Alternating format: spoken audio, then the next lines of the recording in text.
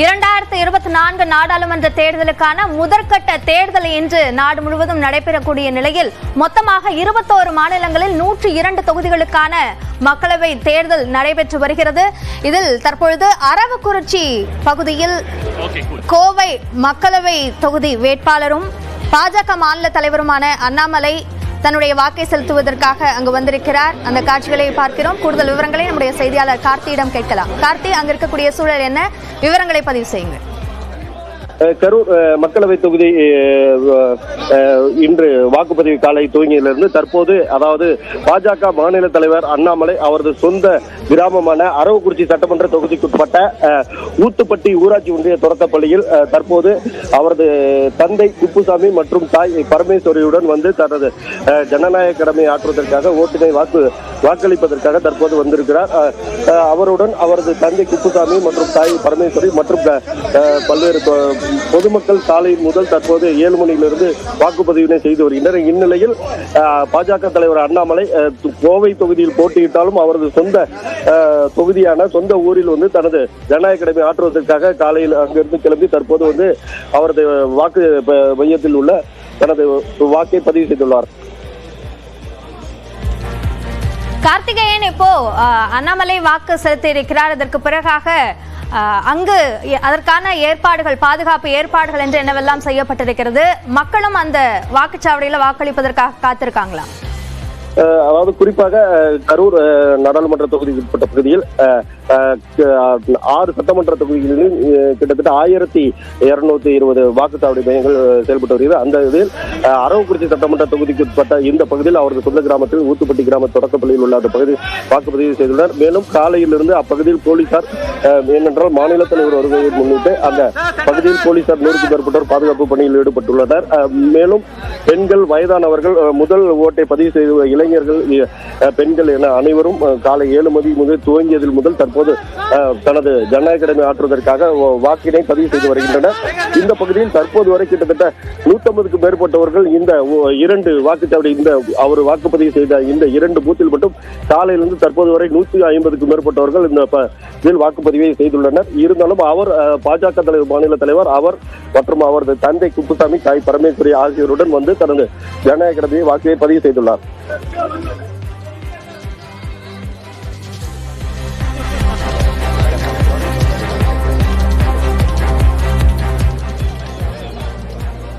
பாஜக மாநில தலைவர் அண்ணாமலை தன்னுடைய வாக்கை செலுத்தினார். சார்ந்த விவரங்களுக்கு நன்றி கார்த்திகேயன். மற்றொரு திரையில் திருச்சி மாவட்டம் கலிங்கப்பட்டியில் தன்னுடைய வாக்கை செலுத்தியிருக்கிறார் திருச்சி மதிமுக வேட்பாளர், இந்தியா கூட்டணியுடைய வேட்பாளர் துரை வைகோ.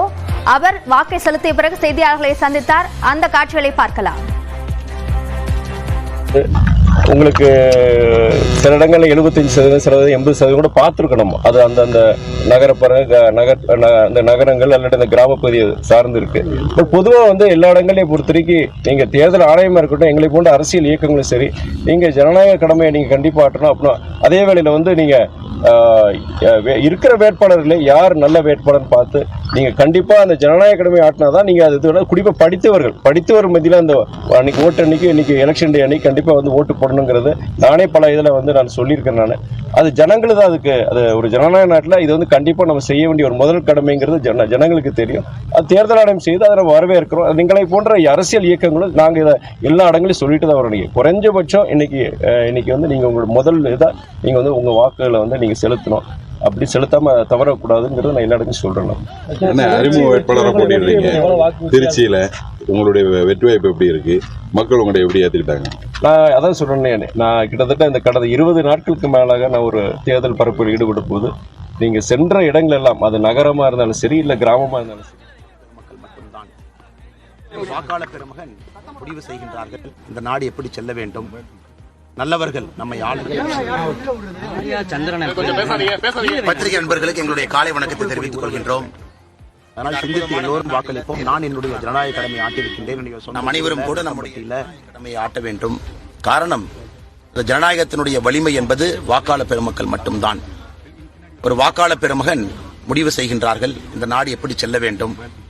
நல்லவர்கள் நம்மை ஆள வேண்டும். அதே நேரத்தில் ஆள்பவர்களுக்கும் நமக்கும் எப்பொழுதும் ஒரு தொப்புள் கொடி உறவு இருக்க வேண்டும். அதனால் சிந்தித்து எல்லோரும் வாக்களிப்போம். நான் என்னுடைய ஜனநாயக கடமையை ஆட்டியிருக்கின்றேன். என்னுடைய சொந்த ஊரில் தொட்டம்பட்டியில ஊத்து இருக்கக்கூடிய ஊத்துப்பட்டியில எல்லோரும் முன்னிலையிலும் வந்து என்னுடைய ஜனநாயக கடமையை ஆட்டியிருக்கின்றேன். அதே போல தமிழகம் முழுவதும் எல்லா அன்பு சொந்தங்களுக்கும் கூட வேண்டுகோள், எங்கே இருந்தாலும் கூட இன்னைக்கு சாயந்தரம் 7 மணிக்குள்ள உங்களுடைய வாக்கை நிச்சயமா நீங்க செலுத்துங்க. நல்ல ஒரு ஆட்சி கொண்டு வருவதற்கு உதவுங்கள், நல்லவர்களுக்கு வாக்களியுங்கள், ஒரு பெரிய மாற்றம் வருவதற்கு துணை நில்லுங்கள். நன்றி, வணக்கம். Because I can't speak anything else apart from this. அண்ணா வேற எனக்கு எந்த கேள்வி? கர்நாடகா துணை முதல்வர் வந்து காங்கிரஸ் ஆட்சி. அண்ணா நான் இன்னைக்கு பொலிட்டிக்கலா பேசக்கூடாதுண்ணே. நான் சாயந்தரம் 7 மணிக்கு மேல பேசுறேண்ணே. எனக்கு ஒரு சொன்னது நிறைய கோபம் இருக்கு, பட் நான் பேசினது வயலேஷன் ஆயிடும். தொடர்ந்து கோவையில பணப்பட்டோட பாஜகவினர் பண்ணிருக்காங்க. அண்ணா இந்த முழு தேர்தலும் கூட மிக மிக நேர்மையாக நடத்தியிருக்கின்றேன். மிக மிக நேர்மையாக. திராவிட முன்னேற்ற கழகத்தை பொறுத்தவரை உங்களுக்கு தெரியும், பணத்தை வைத்து கோவையை வென்று விடலாம் என்று கொண்டிருக்கின்றார்கள். ஒரு மனிதன் கோயம்புத்தூர் பாராளுமன்ற தொகுதிக்குள்ள ஒரு மனிதனுக்கு பாரதிய ஜனதா கட்சியில யாராச்சும் ஒருத்தர் பணம் கொடுத்திருக்காங்கன்னு சொன்னாங்கன்னா அந்த நிமிஷம் அரசியல் விட்டு நான் வெளியேறிடுவேன். இது ஒரு தர்மத்தின் போராட்டம், ஒரு நியாயத்தின் போராட்டம். நின்று கொண்டிருக்கின்றேன் களத்துல, எல்லோரையும் எதிர்த்து நின்று கொண்டிருக்கின்றேன். அந்த ஈகோ சிஸ்டத்தை எதிர்த்து நின்று கொண்டிருக்கின்றேன். பணத்தை வைத்து கோயம்புத்தூர் மக்களை தமிழ்நாடு முழுவதுமே வாங்கி விடலான்னு திராவிட முன்னேற்ற கழகம் வேறு கட்சிகள் நினைக்கிறாங்க. ஆனால் கோயம்புத்தூர் மக்கள் அதற்கு சரியான பதிலடி கொடுப்பாங்க, கரூரில் பதிலடி கொடுப்பாங்க. பண அரசியல் என்பது அது முடிஞ்சு போச்சுங்கண்ணா. இந்த எலெக்ஷன்ல இருந்து பண அரசியல் என்பது அவர்களுக்கே தெரிஞ்சிடும், அது வேலைக்கு ஆகாது. 5 ஆண்டுகளுக்கு ஒரு முறை தேர்தலுக்கு ஒரு நாள் முன்னாடி வந்து லைட் ஆஃப் பண்ணிட்டு பணம் கொடுத்தா ஓட்டு போடுவாங்கன்னு. ஆனால் நீங்க பாப்பீங்க, இந்த தேர்தலை முழு நேர்மையாக வெளிப்படையாக அறம் சார்ந்து நடத்தி இருக்கின்றோம். கோயம்புத்தூர்ல எல்லோருக்கும் தெரியும், இது ஒரு பெரிய வேள்வியாக எடுத்து நின்று கொண்டிருக்கின்றேன். அதனால Dravida Munnetra Kazhagam, intelligence, DGP, chief secretary, IAS officer, IPS officer யாராச்சும் ஒருத்தவங்களை இன்னைக்கு சாயந்தரம் 7 மணிக்குள்ள கொண்டு வந்து உங்க முன்னாடி பத்திரிகையாளர் முன்னாடி நிறுத்தி இவர்களுக்கு பாரதிய ஜனதா கட்சி பணம் கொடுக்க முயற்சித்தது, தொண்டர்களோ நானோ தலைவரோ பூத்துல யாரோ ஒருத்தர் சொல்லட்டும், அரசியலை விட்டு விலகி விடுகின்றேன். காரணம், இது ஒரு அறம் சார்ந்த வேள்வி எடுத்து உங்கள் முன்னால் நின்று கொண்டிருக்கின்றேன். இந்த அறம் ஜெயிக்க வேண்டும். அதனால் நிச்சயமாக மக்கள் நல்லவர்களுக்கு வாக்களிப்பார், இந்த மாற்று கருத்தும் இல்லை. 81,000 சீஸ் பண்ணிருக்காங்க. பாஜக நிர்வாகிகள் 2 பேர் அரெஸ்ட் பண்ணிருக்காங்க போலீஸ். இந்த பணப்பட்டுவாடை செஞ்சதுதான் சொல்லி அதுவும் அப்புறம் பூத் ஸ்லிப், ஓட்டர் ஸ்லிப்போட சேர்த்து தான் அரெஸ்ட் பண்ணிருக்காங்க. அதான் நான் சொல்றேன்னா, எந்த வாக்காளனை வேண்டுமானாலும் கொண்டு வந்து நிறுத்துங்க, எந்த வாக்காளரை வேண்டுமானாலும். கடந்த 2 நாட்களாக கோயம்புத்தூரை பொறுத்த வரைக்கும் நீங்க பாக்குறீங்க, 300 கோடி, 500 கோடி, 700 கோடி, 1000 கோடி எல்லாம் போயிட்டு இருக்கு. எந்த வாக்காளனை வேண்டுமானால், இன்டெலிஜென்ஸ் யார் கையில் இருக்கு? மாநில அரசு கையில் இருக்கு. போலீஸ் யார் கையில் இருக்கு? மாநில அரசு கையில் இருக்கு. கலெக்டர், SP எத்தனை பேர் இருக்காங்க? ஒருத்தரை கொண்டு வந்து நிறுத்துங்க, ஒருத்தரை. ஏன்னா அது முழுவதுமே அறம் சார்ந்த ஒரு பெரிய வேள்வியாக, தவமாக இந்த தேர்தலை நடத்தி இருக்கின்றோம்.